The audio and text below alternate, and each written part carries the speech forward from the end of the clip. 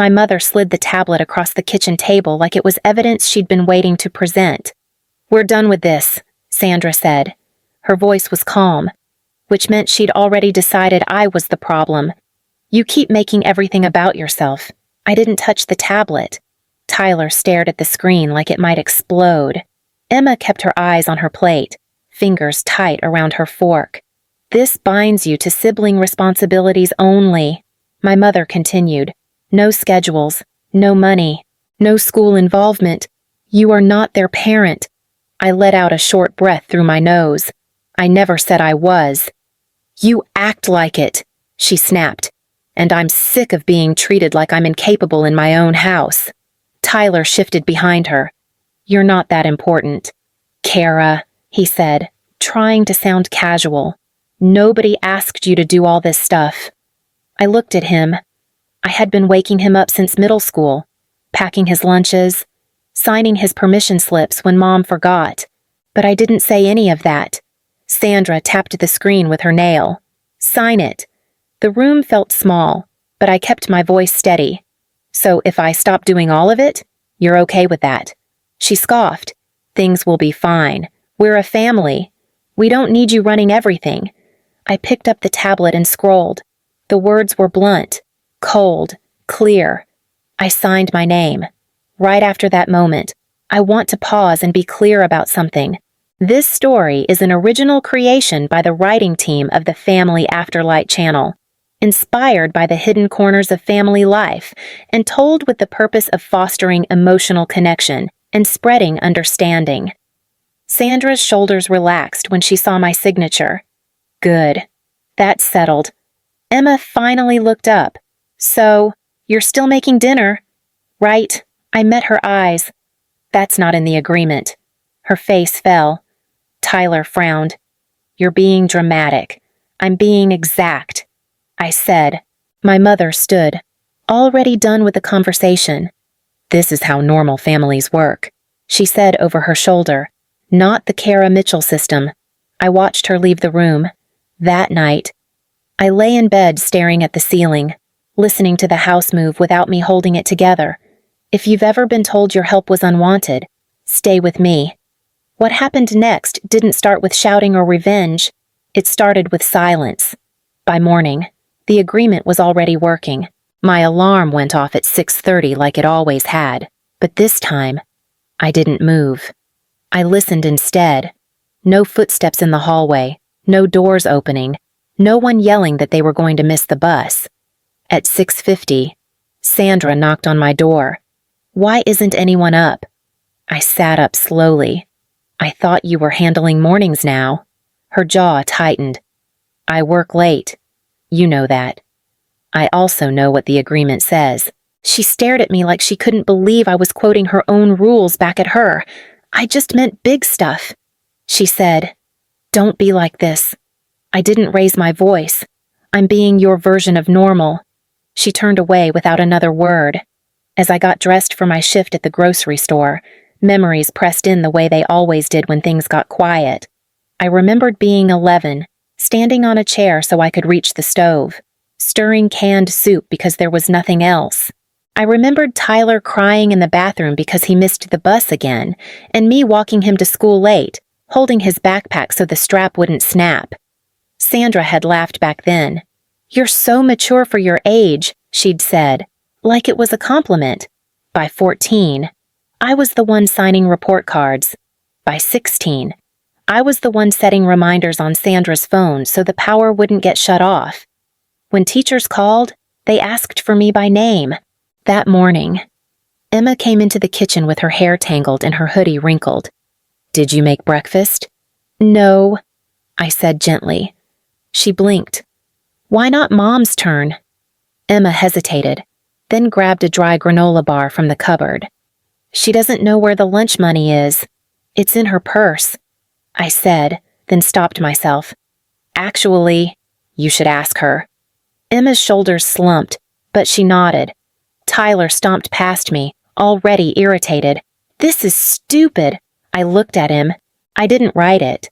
At noon, Sandra called me at work. "The kids are late," she said. "I need you to pick them up." I'm on shift, I said, and I'm not allowed to handle school logistics anymore. Her voice dropped. So you're really doing this? I already did it, I said. She hung up. That evening, Sandra stood in the kitchen staring at the sink. Why are there no clean plates? I didn't wash them. I said, You live here. I used 1 cup. I replied, It's in my room. She opened her mouth, then closed it. For the first time, I saw something flicker behind her anger, not guilt, confusion. Later, Tyler knocked on my door. Do you know where my gym clothes are? I washed them last week, I said. After that, they stopped being my responsibility. He scoffed. You're acting like this is some big sacrifice. I met his eyes. It was my childhood. He didn't have an answer for that. I closed my door and sat on my bed, hands shaking. I wasn't angry. I wasn't trying to teach anyone a lesson. I was just setting down the weight I'd been carrying since I was a kid, and the house was already starting to feel it. By the end of the week, the house had changed its tone. Not loud, not dramatic, just off.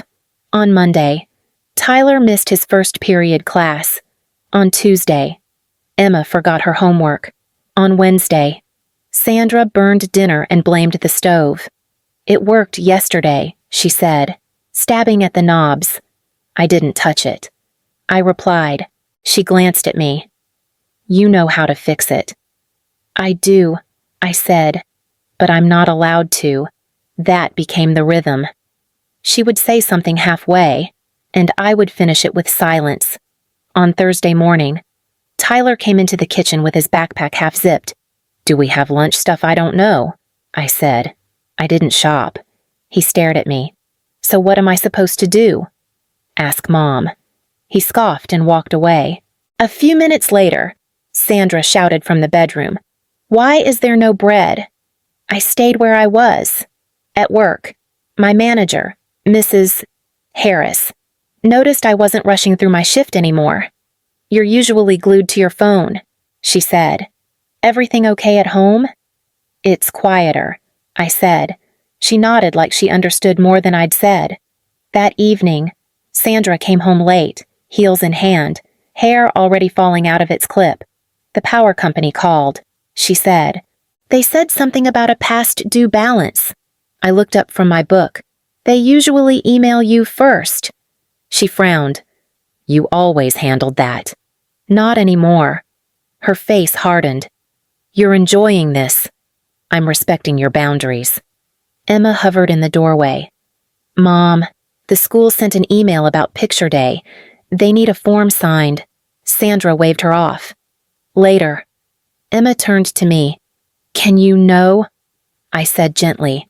Her eyes filled, but she nodded and walked away. Friday morning. Tyler asked for deodorant money before school. I ran out. That sounds like personal care, I said, which sounds like parenting. He laughed like it was a joke.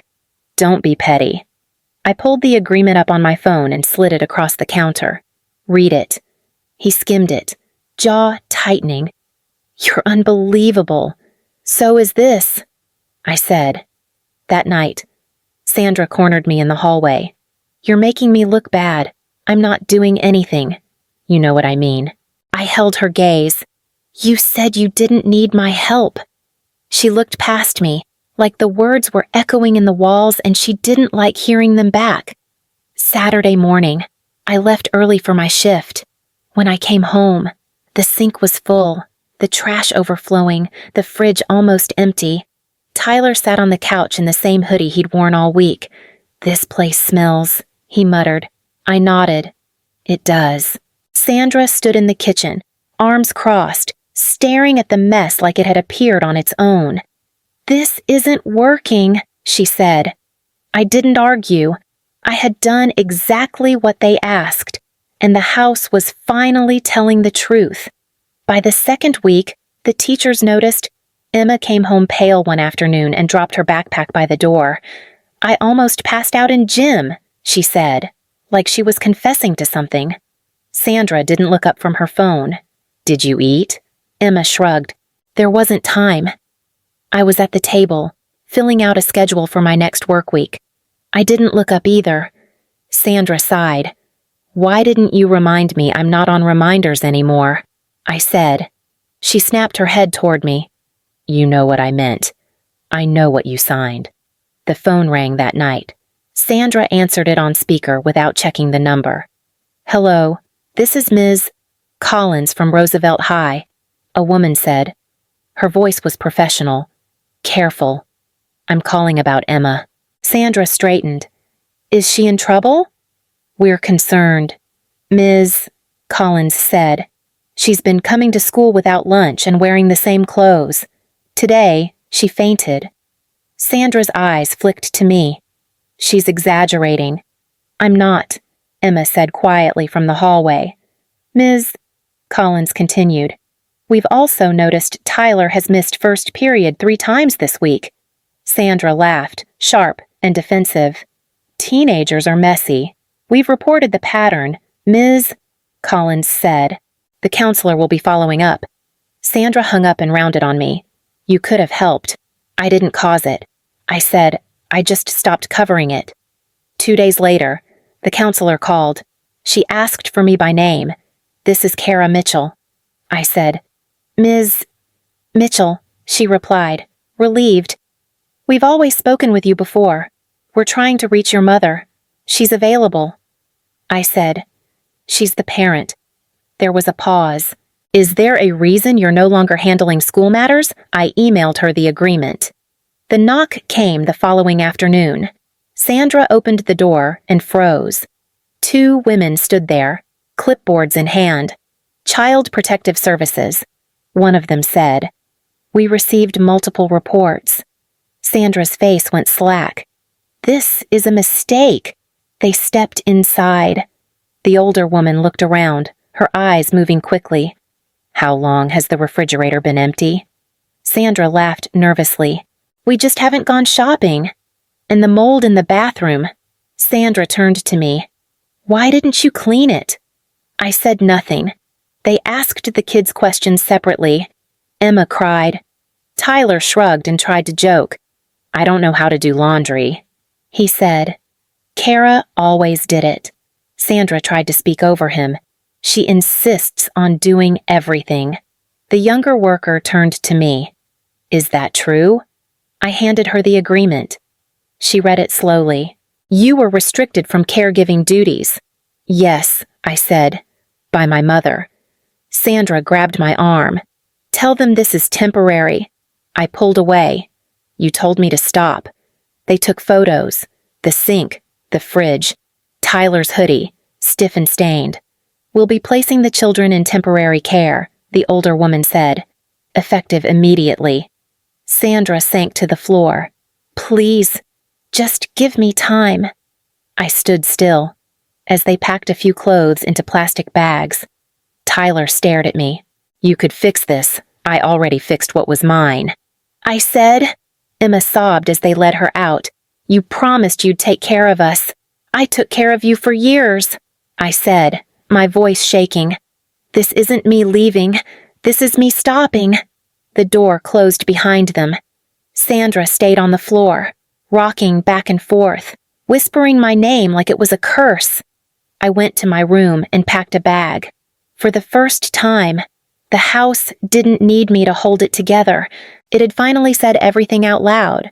Sandra didn't come home that night. I found out the next morning when my phone rang at 7:15. It was my Aunt Linda, my mother's older sister, someone I hadn't seen in years, but whose number I still had saved. She's at my place, Linda said without greeting. Crying. Says the kids were taken because you refused to help. I sat on the edge of my bed. They were taken because she didn't parent. Linda sighed. You know how Sandra is. She panics. I know. I said, I've been managing it since I was 11. There was a pause. That's not something a child should have to say. That afternoon, I met with the CPS caseworker at a small office near downtown. Her name was Ms. Reynolds. She spoke slowly, like she wanted every word to land. We need to understand your role in the household, she said. Before the agreement, I didn't rush. I woke them up, fed them, did laundry, managed school emails, paid bills online when notices came, scheduled appointments, went to parent meetings, reminded my mother to show up. Ms.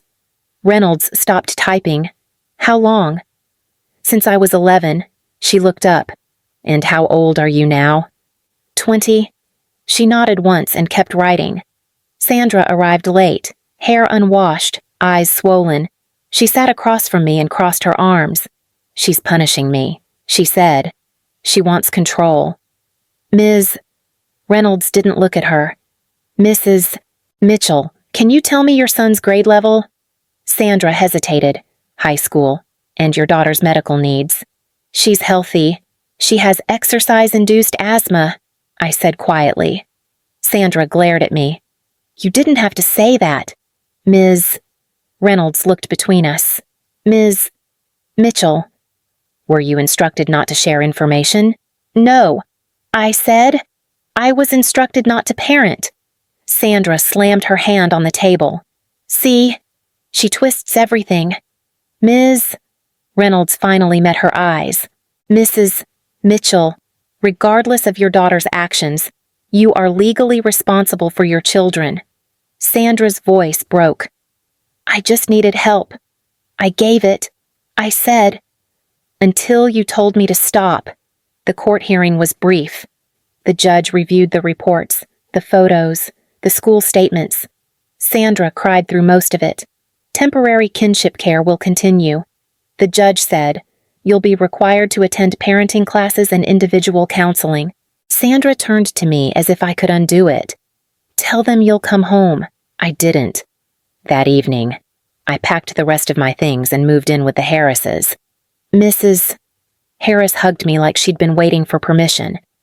You can stay as long as you need, she said. Later that night, my phone buzzed nonstop. Sandra left voicemails that shifted every few minutes. You ruined everything. I'm sorry. I didn't mean it. Come back. I need you. I turned the phone off. The next morning, Tyler's guidance counselor emailed me by mistake. We're coordinating additional support. She wrote, this transition is hard, but necessary. Necessary. The word sat heavy and solid in my chest. For the first time, the story wasn't being told by my mother. It wasn't being told by me either. It was being told by people who had no reason to protect a lie. Tyler showed up 3 weeks later, just after 9 in the evening. Mrs. Harris opened the door, then stepped aside without a word. Tyler stood on the porch with a backpack slung over one shoulder, his hair unwashed, eyes red like he hadn't slept. Kara, he said, relief breaking through his voice. I knew you'd be here. I didn't move. You're not supposed to leave placement. They don't get it, he said quickly. They have rules for everything. Bedtime, chores, screen limits. They check my homework like I'm a little kid. Mrs. Harris stayed in the kitchen, pretending to wipe a counter that was already clean. I can't stay there. Tyler went on. Just a few nights. I'll sleep on the floor. I won't eat much. I swear. My hands started shaking. I pressed them together. They make me do my own laundry, he added, like that was the worst part. You always handled it. I swallowed. That's exactly why you can't stay. He stared at me. So you're really choosing them? I'm choosing me, I said. And you. He laughed, sharp and panicked. That makes no sense. It does, I said, just not the way you want. Tyler stepped closer. Mom's falling apart. She keeps saying you'll fix this if you come back. I won't. You could, he said. You always do. I pulled my phone from my pocket. I'm calling your caseworker. His face changed instantly. Don't. I have to. He reached for my arm. Mrs. Harris stepped between us. That's enough, she said. Calm, but firm. Tyler's voice cracked. You're sending me back.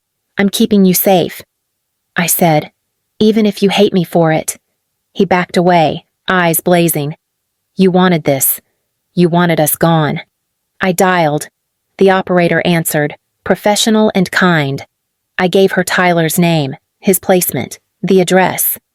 Tyler sank onto the steps, burying his face in his hands. I trusted you. I know, I said softly. And I'm still not doing this for them. Or Mom. Or even you. He looked up. Then who? For the kid who learned too early that love meant fixing everything. The caseworker arrived within the hour. She recognized me and nodded once, approval flickering across her face. This is hard, she said quietly as she guided Tyler toward her car. But it's the right call. Tyler didn't look back. After they left, I ran to the bathroom and threw up. I sat on the floor until the shaking stopped. Mrs. Harris knocked gently. You held the line, she said. I leaned my head against the wall. For the first time. I didn't cross it. The silence afterward was louder than anything before. Sandra didn't call for 3 days. When she finally did, her voice sounded hollow. They extended the placement. She said, They say I have to take classes. I know. I said, They think I don't know how to be a parent. I didn't correct her. The calls from extended family came instead. An uncle I barely remembered left a message saying I'd embarrassed my mother. A cousin texted that I should have handled things privately. None of them asked how long I'd been doing the work Sandra never did. At work, Mrs. Harris watched me carefully. You don't have to explain anything, she said when I tried. Just clock in and breathe.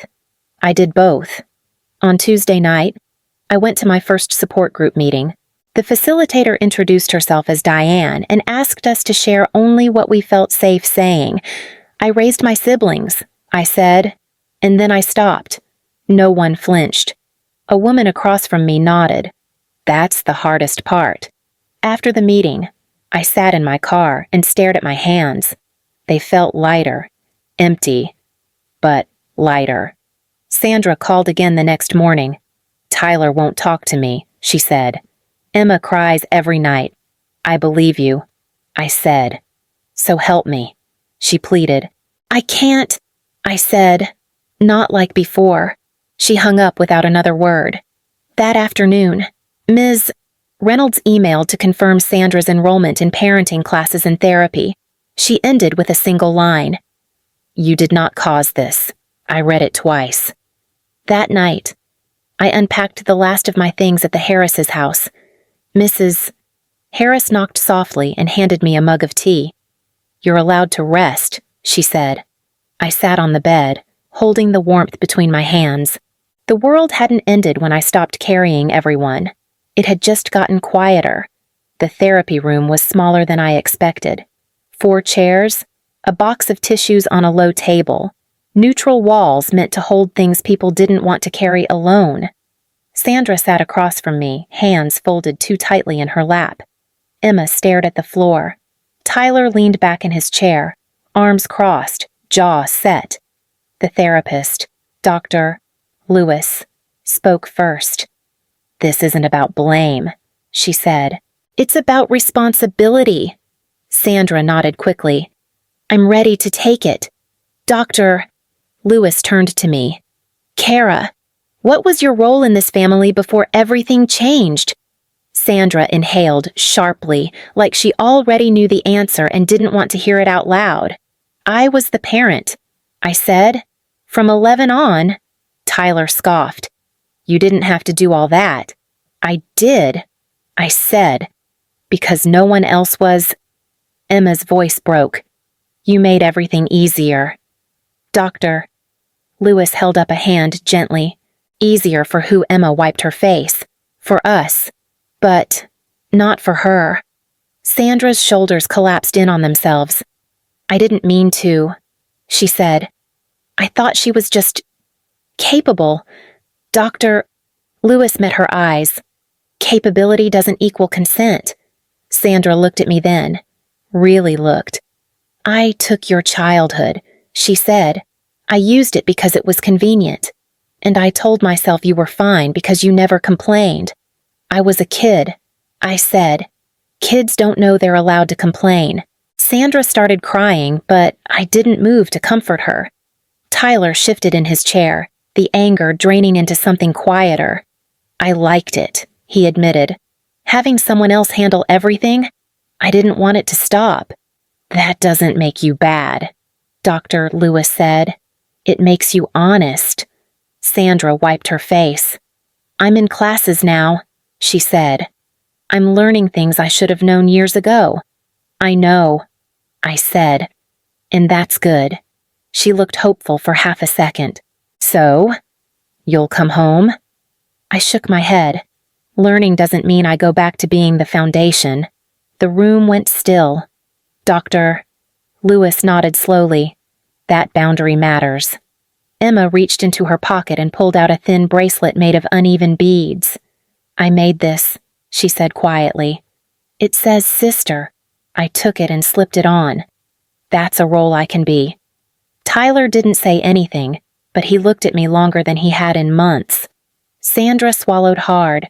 I'll keep doing the work, she said, even if you're not there. I hope you do. I said, for the first time. Accountability didn't sound like an apology. It sounded like effort. The envelope arrived on a Thursday. Mrs. Harris found it in the mailbox and held it out like it might be fragile. Looks important, she said. I recognized the return address before I touched it. My hands shook as I opened it at the kitchen counter. Congratulations! I read aloud, the word catching in my throat. We are pleased to offer you admission. Mrs. Harris smiled slowly. You did it. I sank into a chair. They're offering aid, I said. Enough that I can actually go. She reached across the table and squeezed my hand. Then you should. Sandra called that night. She sounded steadier than she used to. I heard you applied to college. I got in, I said. There was a pause. I'm proud of you. I believed her. That surprised me. I wanted to tell you something, she added. I'm still in classes. I mess up. A lot. But I'm trying to do it myself. I know, I said. You don't have to come back, she said quietly. I finally understand that. I closed my eyes. Thank you. When move-in day came, Mrs. Harris drove me. She carried one suitcase up the stairs and set it by the bed. Call if you need anything, she said. Even if you don't. Emma texted me a photo that afternoon. She was standing next to a washing machine, smiling like she'd solved a puzzle. I separated colors and whites. She wrote. I sent a heart. Tyler messaged later. I got a part-time job.